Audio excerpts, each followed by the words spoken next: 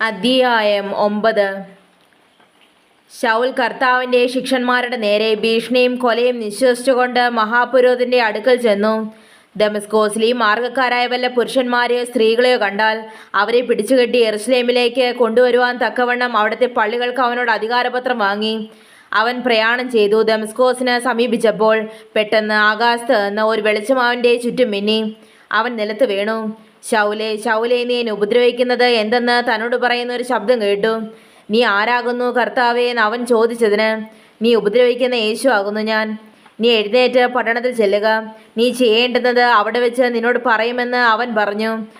അവനോടുകൂടെ പ്രയാണം ചെയ്ത പുരുഷന്മാർ ശബ്ദം കേട്ടുവെങ്കിലും ആരെയും കാണാതെ മരവിച്ചു നിന്നു. ശൗൽ നിലത്ത് നിന്ന് എഴുന്നേറ്റ് കണ്ണു തുറന്നാറെ ഒന്നും കണ്ടില്ല.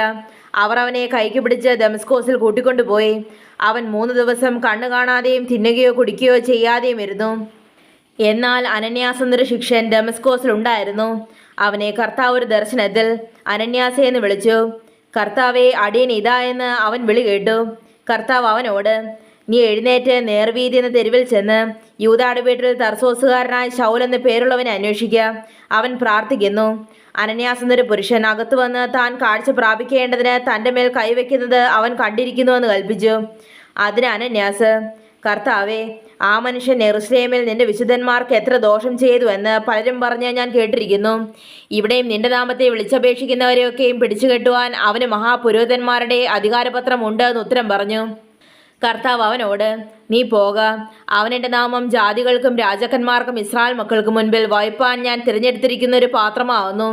എൻ്റെ നാമത്തിനു വേണ്ടി അവൻ എന്തെല്ലാം കഷ്ടം അനുഭവിക്കേണ്ടതാകുന്നു എന്ന് ഞാൻ അവനെ കാണിക്കുമെന്ന് പറഞ്ഞു. അങ്ങനെ അനന്യാസ് ആ വീട്ടിൽ ചെന്ന് അവൻ്റെ മേൽ കൈവച്ചു. ശൗലേ, സഹോദര, നീ കാഴ്ച പ്രാപിച്ച് പരിശുദ്ധാത്മ പൂർണ്ണനാകേണ്ടതിന് നീ വന്ന വഴിയിൽ നിനക്ക് പ്രത്യക്ഷനായ യേശു എന്ന കർത്താവ് എന്നെ അയച്ചിരിക്കുന്നുവെന്ന് പറഞ്ഞു. ഉടനെ അവൻ്റെ കണ്ണിൽ നിന്ന് ചെതുമ്പൽ പോലെ വീണു. കാഴ്ച ലഭിച്ച് അവൻ എഴുന്നേറ്റ് സ്നാനമേൽക്കുകയും ആഹാരം കൈക്കൊണ്ടു ബലം പ്രാപിക്കുകയും ചെയ്തു.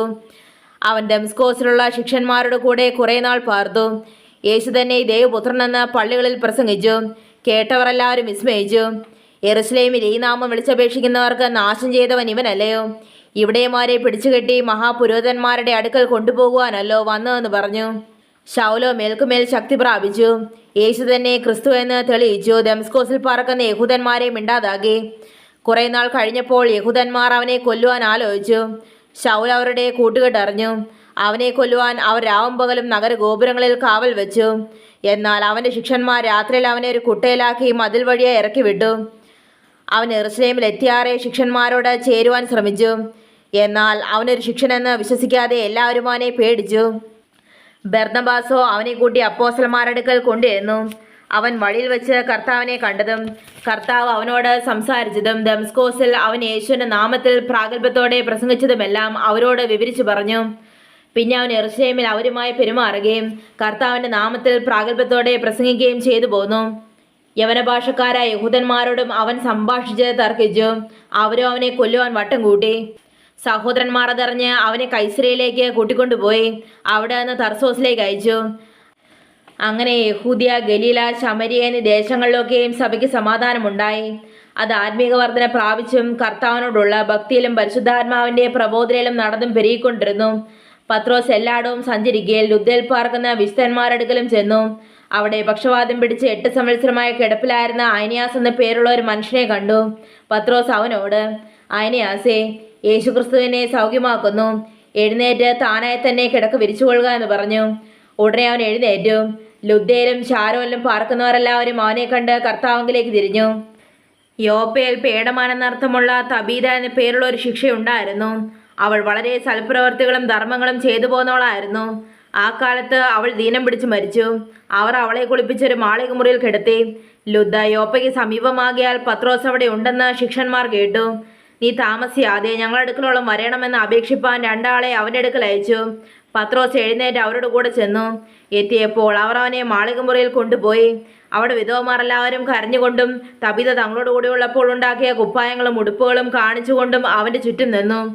പത്രോസ് അവരെയൊക്കെയും പുറത്തിറക്കി മുട്ടുകുത്തി പ്രാർത്ഥിച്ചു. ശവത്തിൻ്റെ നേരെ തിരിഞ്ഞു. തബീതായെ, എഴുന്നേൽക്ക എന്ന് പറഞ്ഞു. അവൾ കണ്ണു തുറന്നു പത്രോസിനെ കണ്ട് എഴുന്നേറ്റിരുന്നു. അവൻ കൈ കൊടുത്ത് അവളെ എഴുന്നേൽപ്പിച്ചു. വിശുദ്ധന്മാരെയും വിധവമാരെയും വിളിച്ച് അവളെ ജീവനുള്ളവളായി അവരുടെ മുൻപിൽ നിർത്തി. ഇത് യോപ്പയിലെങ്ങും പ്രസിദ്ധമായി. പലരും കർത്താവിൽ വിശ്വസിച്ചു. പിന്നെ അവൻ തോൽക്കൊലനായ ശീമോൻ എന്നൊരുത്തനോടുകൂടെ വളരെ നാൾ യോപ്പയിൽ പാർത്തു.